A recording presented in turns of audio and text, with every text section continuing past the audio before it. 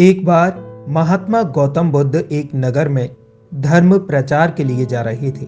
जब वह उस नगर के बीचों बीच पहुंचे तो उन्होंने देखा कि एक लड़की तेजी से भाग रही है और कुछ सैनिक उसका पीछा कर रहे हैं।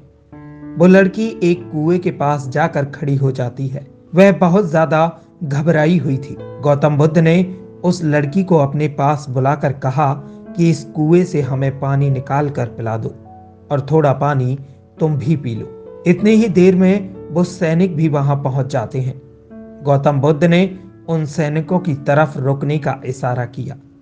इसके बाद वो लड़की गौतम बुद्ध से कहती है, हे महाराज, मैं एक अछूत लड़की हूं और मेरे इस कुएं से पानी निकालने पर पानी दूषित हो जाएगा। गौतम बुद्ध ने कहा, मुझे बहुत तेज प्यास लगी है, पहले तुम मुझे पानी पिला दो। इतने में ही उस नगर के राजा भी वहां पहुंच जाते हैं। राजा ने गौतम बुद्ध को प्रणाम किया और एक सोने के पात्र में जल पीने के लिए दिया, लेकिन गौतम बुद्ध ने उस जल को पीने से मना कर दिया। और गौतम बुद्ध फिर दोबारा से उस लड़की से कहते हैं कि तुम मुझे पानी पिला दो।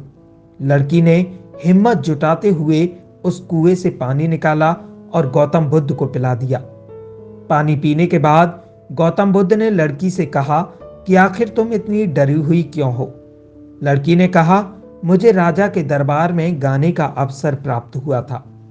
जब मैंने राजा को गाना सुनाया तो राजा ने अपने गले में पड़ी हुई माला मुझे पुरस्कार के रूप में दी, लेकिन राजा से किसी ने कहा कि मैं एक अछूत लड़की हूं। इतना सुनते ही राजा ने अपने सैनिकों को आदेश दिया कि मुझे कैद खाने में डाल दिया जाए। मैं किसी तरह से वहां से भागकर अपनी जान बचाकर निकली हूं और मैं जैसे ही इस नगर के बीच पहुंची तो आपके दर्शन हो गए।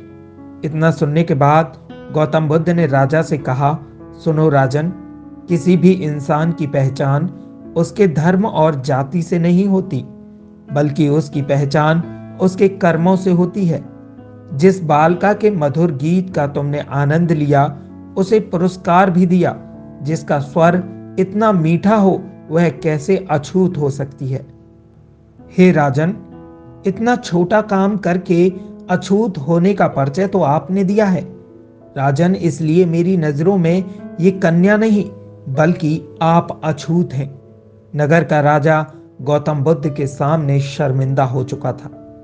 राजा ने गौतम बुद्ध से क्षमा याचना की और वहां से चला गया।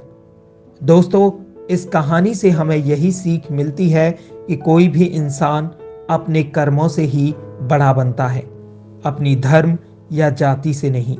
अगर आपको ये स्टोरी पसंद आई हो तो लाइक, कमेंट और शेयर करना ना भूलें।